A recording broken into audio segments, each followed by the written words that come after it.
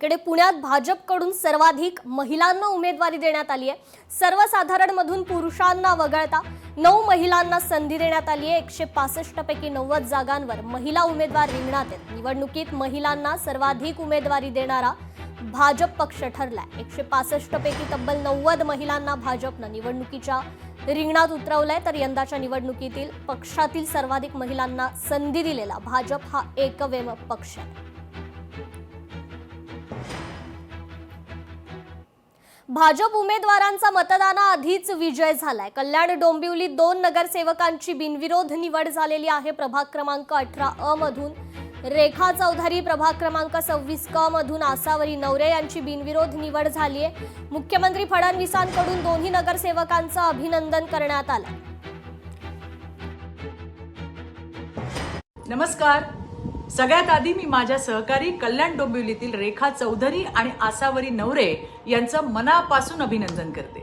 कल्याण डोंबिवली महानगरपालिका निवडणुकीत प्रभाग क्रमांक 18 मधून रेखा चौधरी आणि प्रभाग क्रमांक 26 क मधून आसावरी नवरे यांची नगरसेविकापदी बिनविरोध विजय त्या ठिकाणी झालेला आहे आणि महायुतीच्या विजयाचा शुभारंभ देखील झालेला आहे। पुन्हा एकदा एवढंच सांगेन, ये तो सिर्फ ट्रेलर है। धन्यवाद। जय हिंद, जय महाराष्ट्र।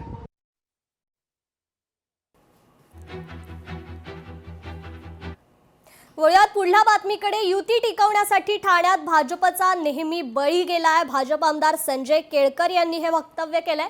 आम्ही मागितलेल्या जागा आम्हाला दिल्या नाहीत असं केळकर म्हणाले, तर युती स्वीकारली पण भाजपात मोठी नाराजी असल्याचं वक्तव्य देखील केळकरांनी केलंय।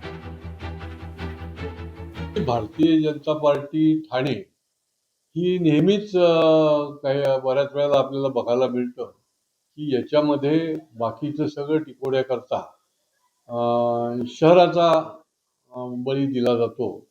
कारण की या जिल्ह्याने देखील एवढ्या जागा निवडून आणलेल्या आहेत, सर्वात जास्ती जागा निवडून आणलेल्या। एक प्रकारचं काही कमी काही जास्त करून भारतीय जनता पार्टीला देखील त्यांनी योग्य पद्धतीने सन्मान द्यायला पाहिजे होता।